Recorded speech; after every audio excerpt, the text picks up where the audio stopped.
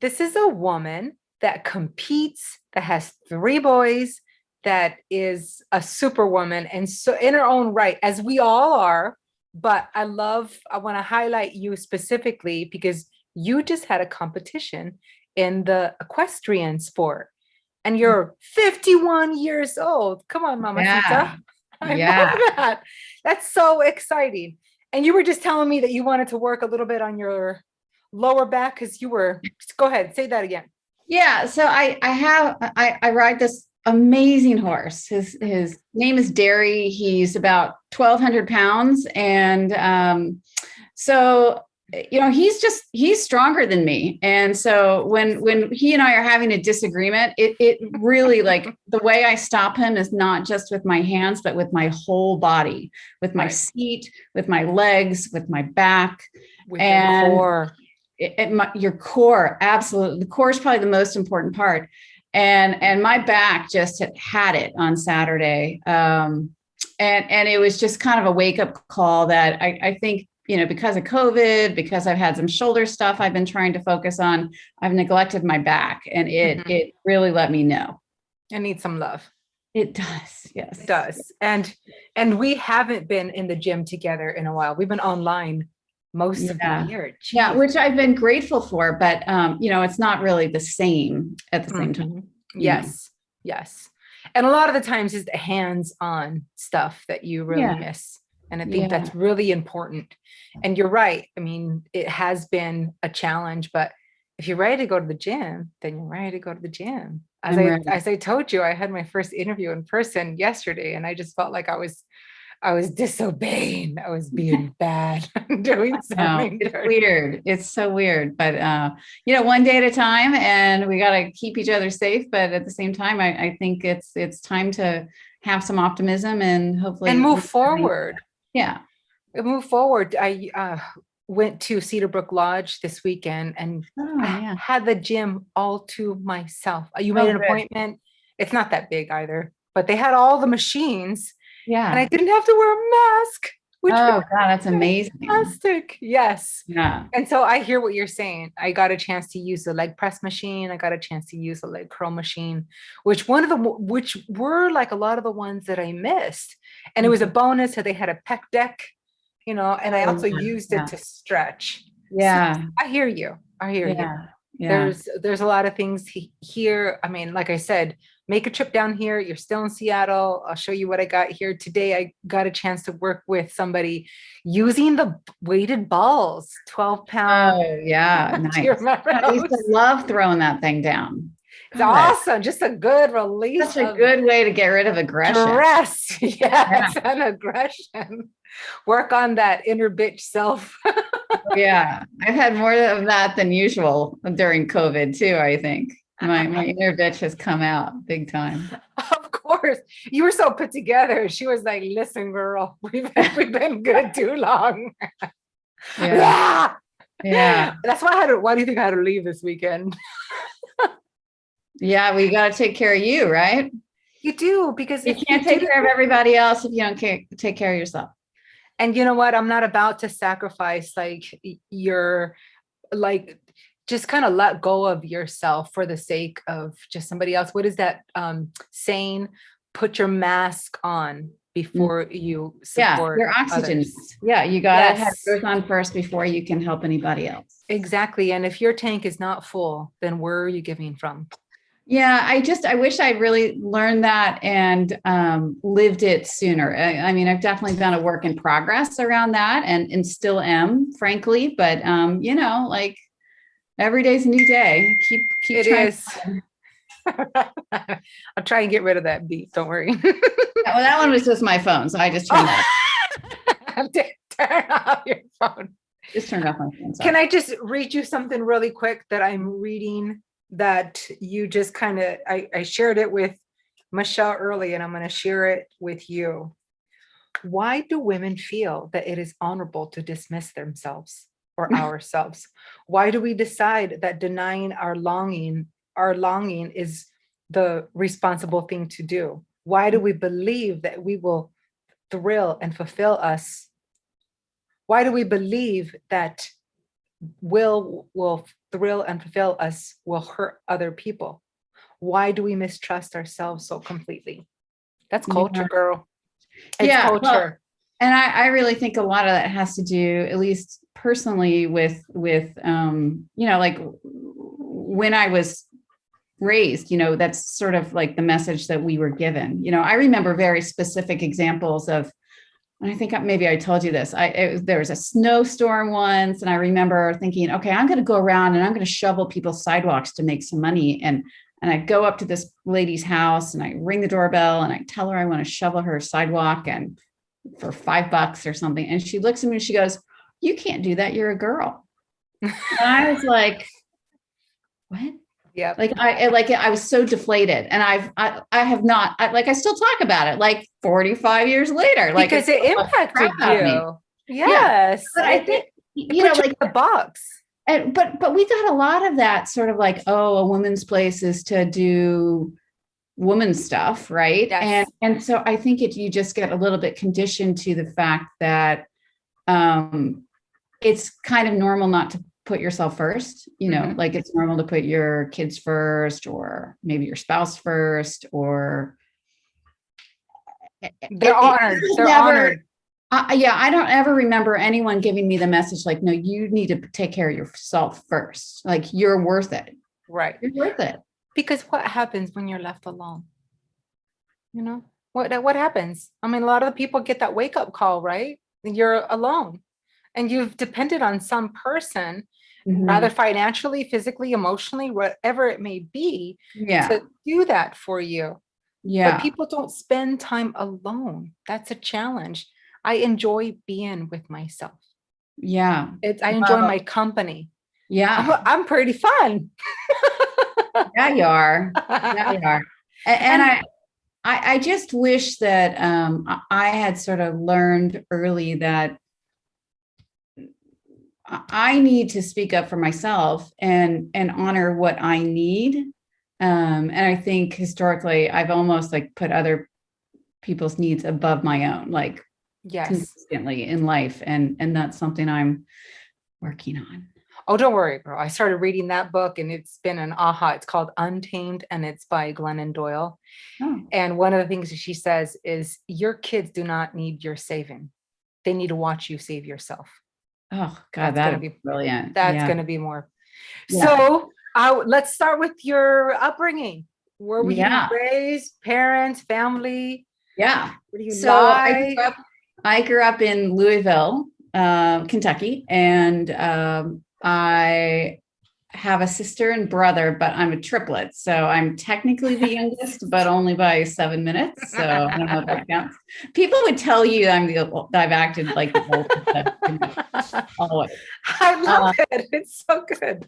Yeah. And so my parents were married for a long time. I grew up with both parents in the house. And, we had a really like pretty awesome childhood. We had maybe like 4 or 5 acres. We lived like 20 minutes outside of downtown where there was space and grass. And we had enough room in the back to have a horse. And so, that's it started real early where we knew people who had horses, and we, Stace and my sister and I in particular really like sort of harassed our parents endlessly, like, could we have riding lessons, please, please. And so that's that. It started very early and with our parents' support, and it was pretty idyllic in a lot of ways. And it's pretty amazing. I don't know if I told you, my sister lived in Lexington, Kentucky. Oh yeah. Yeah. And so the greenery and the horses were incredible. And there was a real pride in that Well, and I think when you grow up there, you just sort of like not take it for granted, but it seems normal that, people are like, now this did not happen everywhere in Louisville, but people would ride their horse down the street, and we would like it was just perfectly normal to see horses everywhere, and horses were talked about a lot, and Churchill Downs is there. You went to the races, it's just part of the culture. Yes. Yes. But it's pretty amazing. And that you grew up with that advantage. So it's awesome. Yeah, and then so that was our childhood, where my sister and I rode a lot and competed, and my brother rode up until he got bucked off of a horse the first time and said, "That's enough. No, thank you. I'm going to find something else to do." But then we did it through our teenage years, and when it was time to go to college, it was like a hard stop. Okay, we got to sell the horses to pay for school, and Right. like that's that. So, and we accepted that. And that's, like, that's just how it went. So I went to college, and I sort of like, left the horse thing in the back on the back burner, and didn't really put much thought into, am I going to want to do that again? I would sort of be around a horse, once in a while after that. I remember distinctly, whenever I was around a horse, it was the smell that took me right back. And every time I have smelled a horse since those early days, I am just like overwhelmed with this sense of there's something that I'm missing, like something core to myself that I miss, and I need to figure out how to get back to it. Right. And it's been that long since you just recently, from then to now? Or sort of. I did not get back on a horse until I came to Seattle when I was 27 or 8. And what brought you over here? We came for my husband Mark's job. He got recruited to a role here in Seattle. And so we moved. We were engaged, and we moved here. And at that point, we didn't have any kids, and I had a job, but I had time, and I thought, okay, I'm gonna figure out how to get back on a horse. And I did ride for a couple of years, and it was fun. Like, it wasn't the perfect barn or the perfect situation, but I was riding a horse that was fun and challenging, and I was learning on, so it was good enough. And then I got pregnant with our first son, and my doctor was like, hard stop. You gotta quit this. And I was like, but they make riding pants that are maternity, like somebody's doing it. And she's like, yeah, no, I'm not on board with that. So I packed it up and had one child, and then I had another one. And I did a little bit of riding here and there. And then I got pregnant with the third, and like it was just, there's no time. There was no budget, no time. What led you into fitness in general? Because were you working out or running during that time? Yeah, it was really my dad. My dad was a long time runner, like lifelong runner, biker, active human being. And when we were kids, we would run. And back then, like the triplets running, like, we made it in the newspaper for any people wanted to put us in the newspaper all the time as triplets. That's awesome. And there was some article about how we would run with dad. And so I was always a pretty active kid between the running and the horses and all that. And then I went to college, and I was on the swim team for a while, but it just was too early in the morning, and I'm not really a morning person, so that didn't really last. But then once I had my second kid, I got serious about running because it was such an outlet for me. It was my time alone. It became like a spiritual process for me. And so I started training for marathons and ran 6 of them. And I tried hard to qualify for Boston. I never did. I always said, if I qualify for Boston, that's the only tattoo I'll put on my body is my and I do not have a tattoo. And I'm probably never going to have a tattoo, but I don't have a tattoo. I'm too fickle. I changed my mind. And what am I going to do with a tattoo? Yeah. But the running thing really was very beneficial to me for a long time. I really enjoyed it. I got a lot out of it.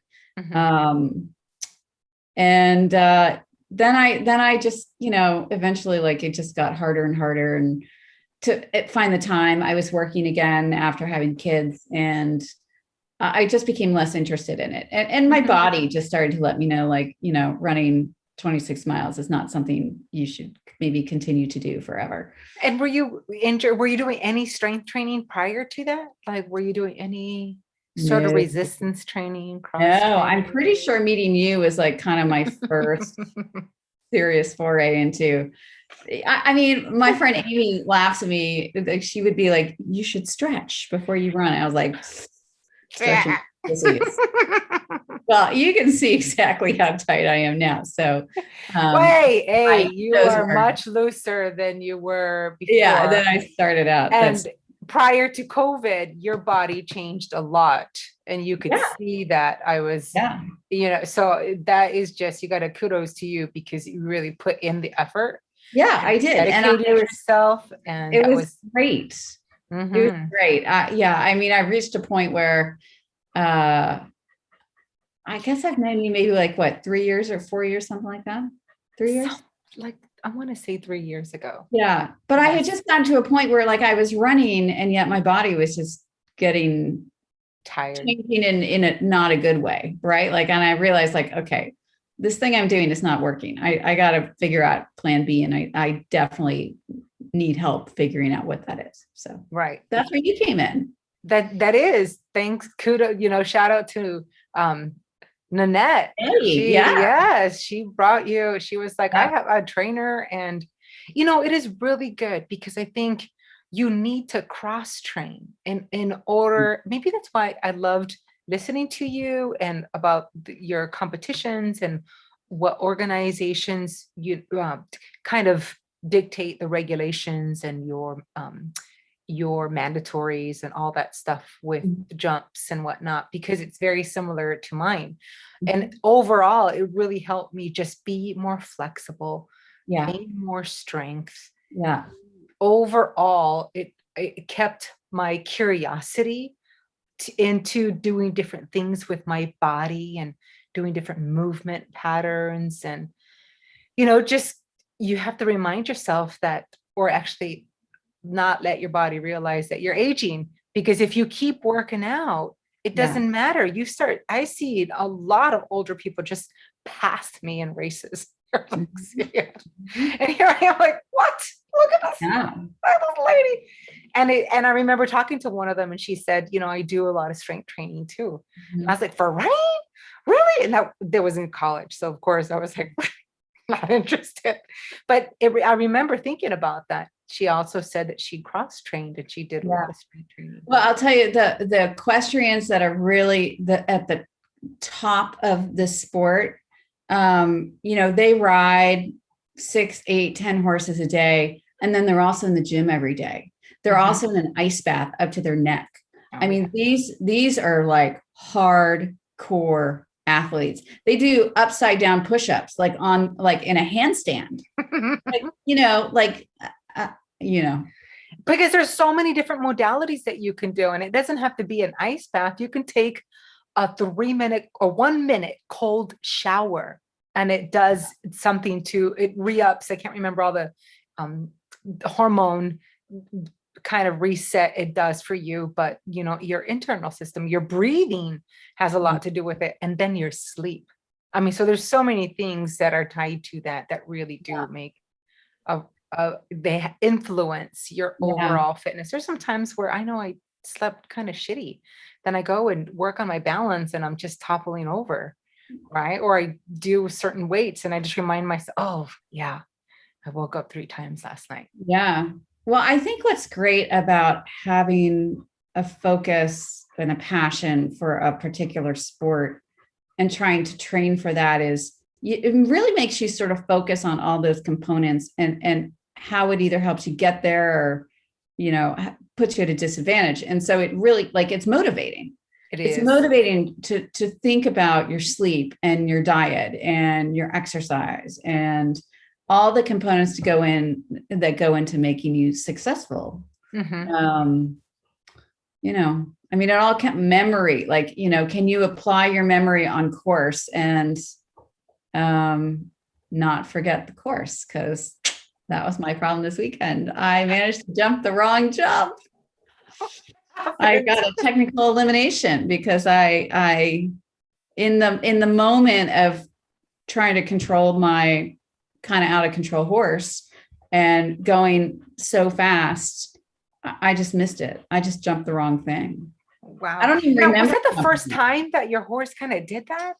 Or No, it's something we've had a sort of a challenge with, but the problem is he gets excited at a show and he kind of turns into a different horse, and he's got a different brain at a show than he does at home at the farm where he lives. And so when we're home training, that's not my experience with him. It's only when you're in, and in an event setting where you've got 250 horses and everything is amped up that he's like wired. His adrenaline Gets is stressed crazy, out. and my adrenaline is crazy, and the combination together is like, hold on. Well, you know what they say about horses? What's that? They're the best therapy, right? Because they can feel your emotions. Yeah. Yeah, like good or bad. They absolutely do. And that's total therapy, like big, furry, nuzzly horse smelling therapy. There's nothing like it. If there isn't, and they really do get direction from you. So it's good. Maybe breathing, box breathing. There's what's the other one? We were talking about it, weren't we? Different types of there's different types of breathing. Gosh, now I'm spacing on the big. Well, box breathing is what I've been doing. There's a sports psychologist that works with a lot of equestrian athletes, like, the core crowd that is, like considered for the Olympic team. She works with a lot of people. And the idea is not only to control your breathing, but in order to slow down your breathing, think about, ask yourself a simple question, like, what did you eat for breakfast? And it's the idea is to have you stop using your brain to think about all these anxiety inducing things and just try and recall, okay, I had cereal with milk and some blueberries, and there's a calming effect to that. So I literally was out there. I'm breathing out. Like, I'm breathing. What did I eat for breakfast? Okay. Wim Hof is what I was thinking. Wim Hof is a big, also, you can be in an ice bath. You can be in the Arctic and be in below whatever amount of, and not freeze because of your breathing. And I heard twice, I watched something, I think it was, it was a Netflix show by Gwyneth Paltrow on Netflix. The Goop Lab was one of them. So it was like the second episode. And I remember reading this book called Breathe. And he was talking about how monks in caves can control their temperature and change the temperature of the front of the hand to the back of the hand just with breathing. And well, if I had time and focus to sit down and read it, then that's a good read for me. Girl, you got to get yourself Audible and just listen to it on tape as you're doing your thing. I'm the last person. I'm in the car enough. I just need to listen to books on tape in the car. You should. I stopped listening to news a while ago. It's just not healthy. It just was not overall, especially when I have Sophia in there. I don't want her to, it's not normal. We don't know what's going on in other countries, especially over the last few years. Exactly. So I don't even want to influence it. So I'll listen to tapes or I'll do other things that just kind of keep away from me. And then I will catch up in some way, shape, or form. If it's something newsworthy, I will hear it and I will listen to it. So I do. You have to put yourself on, a detox diet from this. A detox diet. I go through cleanses twice a year. So I get rid of crap food from my diet and clean it up. And sometimes I get rid of caffeine for a little bit too, just so I can kind of reset. I could do that. But it helps you reset. And just kind of figure out like, okay, a cup of coffee can now do it, where before I needed like 3. Right? Yeah. Yes. And then being at home more, it's easier to do, right? So then you start turning things into traditions. Like now I get to enjoy that cup of coffee and just kind of sit and meditate and just really figure out what I need for myself to start off my day. Right? Yeah. It looks different. Yeah. So I don't know if you got a chance. Did you get a chance to listen to the Rites of Passage? I did not, but I did think about. some of the sort of like mental, physical challenges that have kind of shaped me over Yes. time. What Yeah. are some that you think just pop in your head? Well, I mean, I think for me, like, definitely having kids was Yes. such a enormous, I mean, there are layers to it where I found it physically incredibly taxing. Women who enjoy being pregnant, my hat comes off to you. I just did not have that experience personally. It was an effort for me to be pregnant. The whole sleep deprivation, like all of it, I just found completely exhausting. And to this day, I look back on it. I will see a stroller, I will see a double stroller, and I have like literal PTSD from it. Like Really? literal PTSD. Like I just almost shudder. Like there's no way I could do it over again. There's no way. I just thought it was so hard. And I, to be honest, like I didn't do a very good job of demanding as much support as I needed. So, Mhm. like I could have done a better job of that. So that was really a big one. I think the other thing that really in some ways helped me though with the pregnancies was all the marathoning. Mhm. I set yourself up to run 26 miles. It takes so much planning and training and effort ahead of the event itself. But then there's a mental component to it where if you started out at the beginning of a marathon and thought that you have to go 26 miles, well, you might just stop before you ever start. Mhm. But if you break it down and focus on the mile in front of you and then the next mile in front of you, it breaking it down into little pieces makes it much more palatable.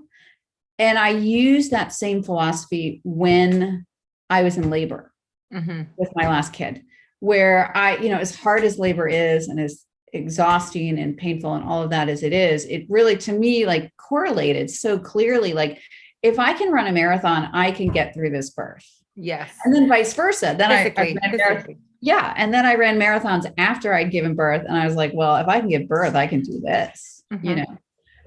But the marathons, I think, really helped me realize what I was capable of. Mhm. And that, like, I don't know anyone that would have been like, oh, of course you can run marathons. That's, you'll be great. Like people are like, really? And yet I learned a lot about myself through that process for sure. Because it's taxing and you plan it out and you do something you can do hard things. And those are hard things to do. I did Those are hard things. Yes. right. And Yeah. I think there's something to be said about the body that has a baby and the body that doesn't have a baby, right? Mhm. I've aged the last 5 years because of it. And I listen to a lot of moms and I have there's the same thread through these conversations. It Yeah. is. And some Yeah. people were grateful. They were moms in other ways. They were Mhm. teachers. They had a new batch of kids Yeah. every Yeah. year. Or maybe they're the parent of fur babies, I Yes. mean, there's more than one way to parent. That's Yes. for And sure. you have that role where you have a bigger capacity to do more for others because of that. Dr. Yeah. Seuss didn't have any kids. And look at Yeah. him. Isn't it amazing? Yeah, like Yeah. it's imagination and play. It's Yeah. just fantastic. But that just kind of goes to show like there is. And then doing something hard because you push yourself and you organize yourself enough to get yourself there and get yourself through and hire somebody for help to Yeah. get you through Yeah. like somebody that could see your blind sides, your coach, your trainers, like all these things that's super important for you to hire somebody for help and recruit like a support system, finding that tribe Yeah. within that group because it may not be in your family and it may not be in other things. So you Yeah. definitely have to go outside of your circle to do that. But then you learn a lot in the process because you have that open heart where like you just said right now, I wish I would have had, I wish I would have asked for more help prior to, Yeah.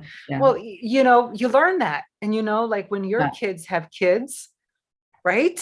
That's one of my incentives, is to always stay young. I tell Sophia that I'm gonna help you with your kids. She's like, when I have kids, mom? And I said, yes, when you, she's like, great, thank A you. good long time from now. I know. But it's just lovely to see that, because we're older moms. I was older. I was 38. How old are you? 38 when I Thir- had Sophia. I turned 39 like 3 Yeah. months later. Yeah. I was So 41 when I had the last one, which felt real different from being 32 when I had the first. right. It Yeah. does. It's just different. So I think that's great. And at the end of that, doing that hard thing and planning for it, you get a prize, which is Yeah. Oh, this little that's bundle of hard. joy. Yeah. Like you forget all about the pain and the misery as soon as they hand you that kid and you're like, oh, I love you. I've known you for 30 seconds and I love you. I'm already attached to you. I know. It's weird. It is so weird, but you know what? That is the process. And I'm so glad I had Sophia. But remember, I came from a family of growing up with 9. So That's I wasn't even sure I wanted kids until my 30s. yeah. Yeah. Yeah. Gosh. And then I I just mean, wanted someone one. needs to interview you for a podcast. I mean, You really, can ask me any question, but I just think about, like, it's funny, and I share a little bit as I interview you, but I learn a lot from you as well. Like, even as we train, that's a fantastic yeah. reciprocal relationship of it. Like, Yeah. I've learned how to be better moms. I've learned how to you talk to my child. I've learned how to talk to my teen. I've learned how to so many things. And I'm not perfect and I make mistakes, but that's what makes us human too. Oh, yeah. And it allows us to feel. I mean, earlier we were just talking about how we're expected to be superwoman all the time, but we're also human. So we're also, we have I the think array of feelings and emotions as well. and the better we do at acknowledging that Mhm. in front of the people we love, hey, I'm like, tonight's a good example. I set off the smoke detector in the house because I just filled the kitchen with smoke. And one of my kids comes down and is like giving me shit about it. I'm like, dude, like, are you perfect or what? Like, you want to just stop? Like, you come in here and make dinner and make it delicious without any smoke in the kitchen. I want to see you try. What did he say? He apologized. But, like, I guess for me, like, modeling that is important because, they're going to mess up too. And I want them to forgive themselves and move on and understand that they're as human as anybody else. Like, that's just life. And the more we talk about it and the more they do, the more we explain our feelings and our emotions. And to me, it's like, if I screw something up and I need to say, I'm sorry, I really like, that's important to me that I say it out loud and I model that for my kids because saying you're sorry is powerful. Yes. And people who don't know how to acknowledge and accept responsibility, that's when it becomes a real problem. It is. And it's sad. Because then you put that energy out there and then your kids grow up the same way. And then you create this very narcissist type of relationship. But I admire you for that because look at your son, Sam. I train him too. That's a great thing is you motivate them as well. I mean, look at him. And he's home. He got home on Saturday. Yeah. A freshman in college, was working out the whole time. Yep. Prior to that, I want you to share a little bit about what you mentioned in our training session, that it just inspired you because he was at such a different spot than we were when we were in college. Oh yeah. Well, so he has just come home from his first semester away at Ithaca College, and COVID meant that they were letting kids back on campus, but only like 25% of kids are back in person. And so he's been like, totally isolated in his dorm. He has not had a roommate. There's only one other person on his whole floor. And he would like get up in the morning and dial into the Zoom with you and me and like put his yoga mat down and like work out. And, I think he had a little bit of the college diet going on for a while with ramen and coffee and energy drinks. I don't know what else, but but he when he makes a decision to do something, he gets it done. And listen, I was not working out in my dorm room in college. I can I would start running like once every semester because I would feel so slovenly and awful from all the French fries and pizza I was eating. But think I gained 50 pounds in I gained college, 30 just so in you one know. year. Like, how do you gain 30 pounds in a year? Like, I know I'm not the only one, but it, like, wow. Yes. I had to work hard at gaining weight. Yeah. Crazy. But everybody's different too. But Yeah. I love the way he showed up and he did it Yes. and he worked Yeah. at it. And then he asked me for the workouts. Like one day he's like, Yes. did you send me the workout? Oh, I need to Yeah. get And on. I really, Go. I think it's really important to acknowledge that for him Mhm. because he, he should be proud of himself. He's showing up Yes. for himself, and that is what it's all about, Right. I Yeah, mean, he but he did, also had a really good role model I'm trying. I'm for you. trying. But that I think that's a big part of it too, is Yeah. he knows it was available to him. He knows that, Yes. sometimes you had something going on and he would show up. And Yeah. so it just Yeah. kind of worked out that way. Yeah. I was proud of it. He would show up, that he was working out, that he would ask me questions. Yes. And I'll tell you, I got up this morning and he got up at 8 o'clock and went down to the basement to do his workout this morning. I was like, yay. It helps having somebody in your house too that Yeah. pushes themselves, because doesn't that raise the bar for you? It Totally. does. Yeah. It And does. I think that's part of the reason why my middle son, Oliver, went to the gym today. Like, he's like, yeah, like I'm finally Gotta get back. vaccinated. I can get back, and, let's all do what we can to be healthy. It's great. Yes. Yeah. Because you can be influenced the other way with like cracking open a glass of wine. I'm like, God, I gotta leave. I gotta get out and go for a walk. Talk about you're having to be strong for that, especially with COVID, because it's so much easier. I've Yeah. noticed that you move less, you drink more, you eat more. Yes. So anything All is true. better. If something is better. So you being active this whole time was better. It got Yeah. you I mean, I moving, think it I got you might have going. gained the COVID 5 or so, but it hasn't been tragic. I was lucky in the sense that I have been able to go to the barn and all of this. It's outdoors. It's, like we wore masks the whole time, but it was accessible still. And I'm just very grateful for that. It is a real gratitude to just be able to have that extra. I'm grateful I have a gym right outside of my house. Oh, yeah. That's like so perfect, and it's easy. And then that we did the build out to kind of put a layer in between the studio and the house. So when it rained, we could still work out outside, and people feel comfortable working out outside than they do inside. Yeah. So yes, Yeah. you're one of 2 people that I've talked to that said they're ready, but that's it. Oh, really? Oh, interesting. Well, I mean, to be fair, like a week ago, I wasn't ready. And then, a couple days ago, I was like, maybe I'm ready. And then when Oliver told me he went today, I was like, all right, game on. I'm ready. I think I needed that push. Yes, I think so. And it's going to be more so in your house. And he and I did it together. We used to go to the gym, and we, like, he's not into like the hardcore 60-minute workouts, but we'd go do the elliptical for 20 minutes or so. And then we'd like, I would let him pick what weights we would do that day. And I would just sort of go along with whatever weights he wanted to do. And it was time together, and we got a good workout in, and we felt good about it. That's great. And quality time and doing something. It's weird. I have friends that come over and we work out. That's like normal, right? So but awesome. No, it's not normal, because not everybody does that.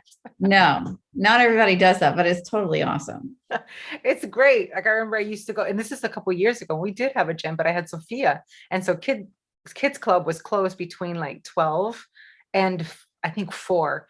But that's when I didn't have any people, right? Nobody wanted to work out between that time. So of course, that's when I wanted to work out. So I'd go to my girlfriend Nicole's house, and we work out at her house. She had like a little studio in her house, and was treadmill, the elliptical, and we did a circuit on the pull-up bar and our weights and everything. So it's good. It's good when you can do that with family, and it's good when you can do that with friends, because you share that. And not only that, but like physiologically, your body also changes too. So you're creating a good pattern, and you're creating a good habit, because you don't go out and just say, oh, I'm going to run a marathon. You're a runner. Come on, you're a runner. You don't, Yeah. I'm not gonna go just, do a competition. No, I'm a Right. competitor. I mean, Yeah. it's different when you take on that identity, right? It's not just, I'm gonna work out. Well, I'm healthy. So I'm gonna feed Right. myself good stuff. I'm not gonna like beat myself up or be guilty about it or any of that, because I want to have longevity and I want to have I want to think of it as like nutrition. A gal said that and it made so much sense. It's like just nutrition. It's not Mhm. dieting. Come on. Yeah. Yeah. Yes, it's just kind of making those minor little tweaks, and your Yeah. vocabulary also takes on a new identity. And identity is a lot harder. It could work for the good or work for the bad. Yeah. Yeah. Right. Right. It is those patterns that we do. But that I love that. I love that you have your kids kind of involved in that, and it's really precious. Yeah. Yeah. Yes. I just, whatever I can do with each of them to spend quality time. And my littlest kid, Will, who's going to be 10 next month, he and I like to go bike riding together. Like that's our thing. And Mhm. it's just super fun. It's so Yes. fun. It's gone. It is. And they're learning that from you, because is your husband active? Is he Yeah, work so out? Mark is a tennis player. Mhm. He's a former college soccer player, and he's also a great surfer, great Mhm. skier. Not much of a horseman. It might be the one thing It's okay. I do better than he does. He's run marathons also. Sorry about that. My son's friend. Um, yeah, he's always been really active, but tennis is his sort of sport Now. that he puts a lot of time and effort in. And then he's also starting a new sport called wing foiling, which is sort of like kite surfing, but Mhm. newer. So Wow. yeah, That's yeah. interesting. It's cool. I don't know much about it yet, but I think about to learn all about it this summer. And they can do their things and we can do our things as well. Because I remember Matt was asking me about skin, and I had gone sledding with Sophia in Mhm. February, and it was busy, and some guy just ran into my knee like sideways. Yeah, And I just remember like being so mad, because I was like, yeah, watch where you're going. And it yeah, hurt. And it hurt for a while. I couldn't run on it. It was kind of yeah, scary for a little bit. And so Matt asked me, and I was like, you know what? I don't think it's a good idea. And he's like, I don't think so too, because I could just see you get hurt. And yeah, then you'd be pissed because it's not something that yeah, you love. And I said, and that yeah. could be your thing that you do with Sophia. That's awesome. You do it with Jameson, you can do it with Sophia, and that's Mhm. your time. And then Yeah. Sophia and I can play in the gym on the rings and just have Totally. fun and just have our time. It's totally separate, but yet she still gets the benefit of that as well. Yeah. Yeah. Well, and Yeah. again, like it's your life. You get to choose. If you don't want to ski, don't Damn it, ski. don't skate. Yeah. Yes. Yes. And that was my time alone. I used to love it when they would go by themselves. I was like, Girl, you still have a little kid. I mean, they're exhausting. I mean, right? They're exhausting in the best possible way, but you need a break. yes, you do. And you kind of forget that until like you go away and you just kind of fill your cup again. And you're like, oh Mhm. yeah, it Yeah. is, because you're still yourself. And when Yeah. you're a stronger self and more loving to yourself, then you can be a stronger mom, wife, daughter, Right. sister, everything else. You have that capacity, instead of Yeah. choosing to do the things that you don't like to do and then kind of being bitter about it, or coming from Exactly. that, yeah, Yeah. coming from that If I think what bitchy. I've been learning lately, like, is if I'm feeling resentful about something, I'm not communicating enough about something. Right. Yes. Like I'm putting myself in a position that I don't want to be in. And I got to cut that off at the pass earlier next time. But that's how you learn. I think you Yeah. have to kind of stop, stand still for a second and figure out, like, is that really what, I want? Because some people never Exactly. stop to do that. They just go right ahead and say yes. And then Yeah. they're bitter about it later And I on. think we also like, we don't do a very good job of listening to ourselves. Like really, like your gut, like if you listen to your gut, like it's pretty clear Mhm. how we feel. Right. And yet we let ourselves get talked into all kinds of crap. But remember, it could be the way you were raised, what you were Oh yeah. taught, the collective Ding, ding, conscious, ding. Yep. culture, Yep. all these Yep. things that Yep. tell well, you shouldn't, well, you should be grateful. that you're Yes. here, but you should be grateful you can work.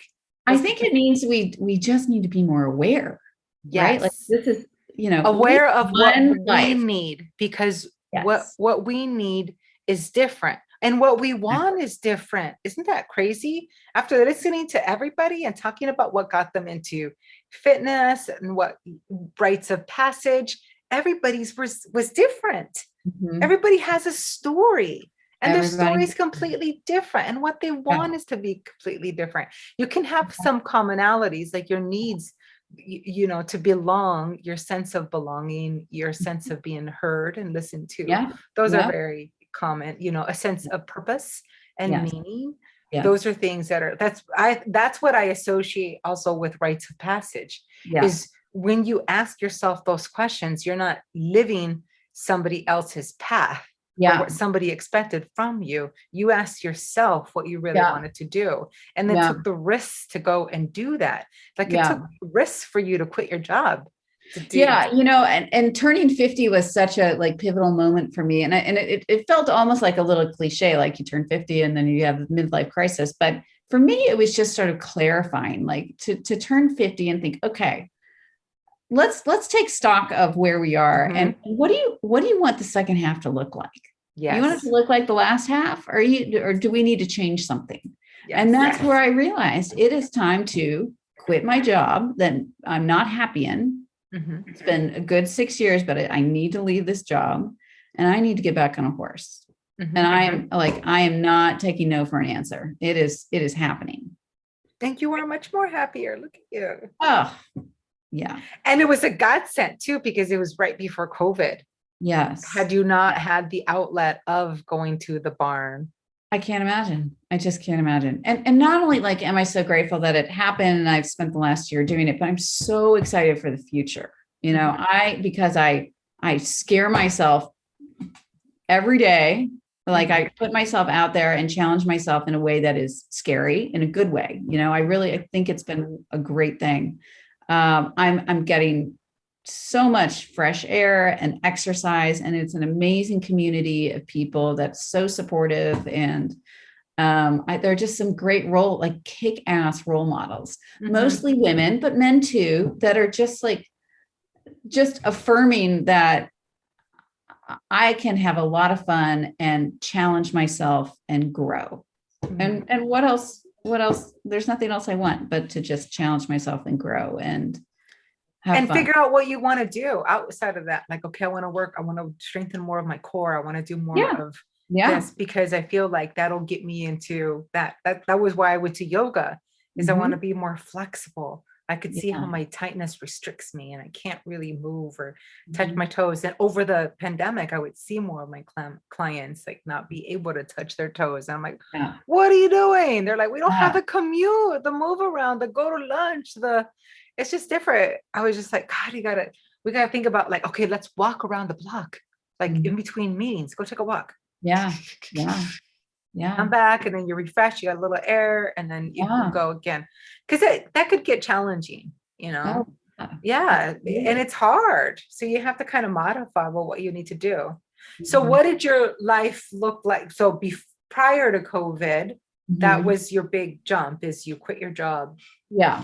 And then you bought a horse, right? I And did. That was a major jump into the deep end with both feet. Yeah. But that's awesome. It was great. I mean, I basically was like, husband, I am going to get back into riding and I'm going to buy a horse and I need your support. And he was like, okay. He was supportive and he can definitely see how much joy it brings me. But it's like adding another kid. In a lot of ways, it's as expensive, if not more so. There's maintenance. There's you not only do you pay for the horse, you pay for the saddles, you pay for the bridles, you pay for the vet, you pay for the farrier to come out and put their horseshoes on. There's a lot that comes with it. But I love that animal like I do my own kids. I mean, like I do my dog, like I would do anything to make sure he's comfortable and happy and has enough carrots and all those things. It is. And that's really important too, because it brings you so much more joy. It brings me so much joy. Yeah, I am like exponentially happier because of the decision to really just listen to myself. Like for the first time, like probably more than I ever have before, really sort of just like think about what I need and want in my life. Not my kids' lives, not my husband's lives, not my friend, but what do I need in this life moving forward? And focus on that and demand it. Yes. Like stand up for it and just Yeah, really see that demand that's what will take care of you. That's what will bring you joy, and you will bring others joy as well. Because and if you're, that's what what I want to model for my kids. Like, put yourself first. yes, and you'll make us stronger. You'll have a deeper impact on everything that you do because Yeah. it's coming from the heart, not your head. Yeah. Because Yeah. you could have easily gotten to your head and well, I don't really, Yeah. you know. Oh, it's too expensive. Or, oh, it'll take too much time, or, a million reasons why I shouldn't have done it. Right. But only one really good one why I should.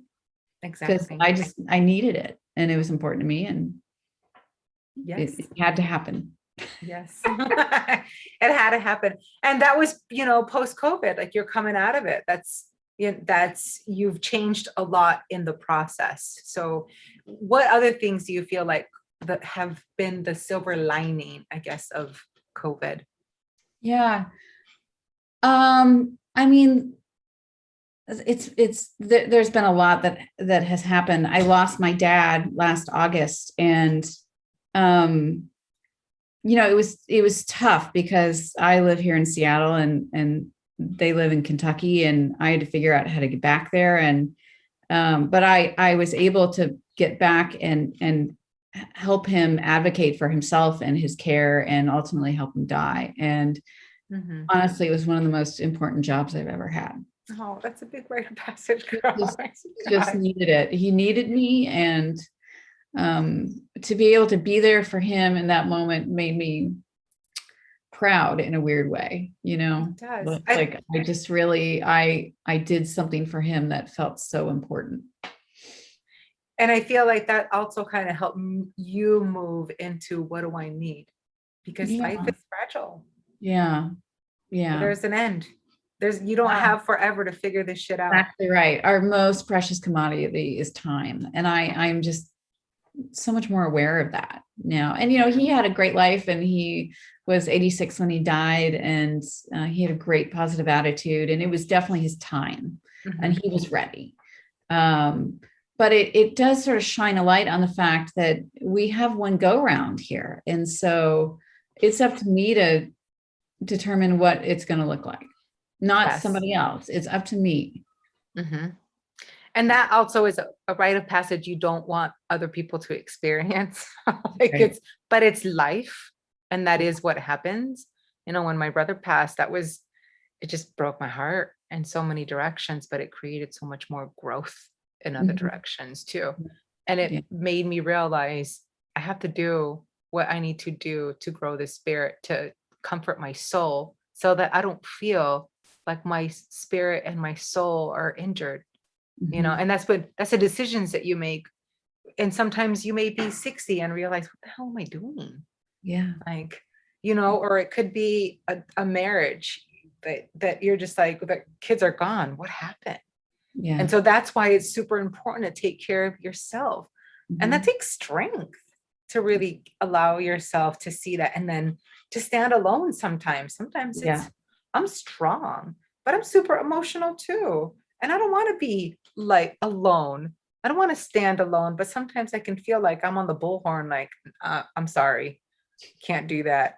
I'm called selfish or whatever. I'm like, if you know me, is the wrong word. Selfish to me has such a sort of negative connotation, and yet to put ourselves first, it's good for everybody. It's good for everybody, right? It really is. Yes. So I think that overall is like really important. Yeah. I know. Life's lessons, right? Those are also life lessons. I know. is to really take it on and really pass it on to your kids and my nephews and my nieces and my Yeah. everybody else that sees me, right? I just have to be able to speak my truth so that they're Yeah. comfortable speaking their truth.